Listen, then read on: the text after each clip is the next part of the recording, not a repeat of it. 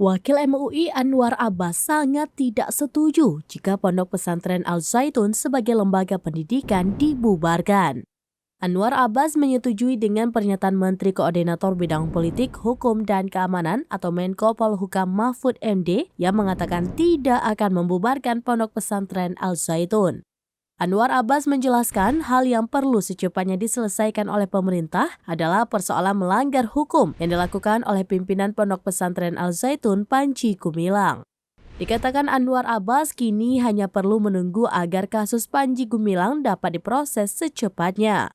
Jika nanti Panji Gumilang dinyatakan bersalah melakukan pelanggaran hukum, Anwar Abbas meminta yang bersangkutan harus dipecat secara tidak hormat dari Pondok Pesantren Al Zaitun.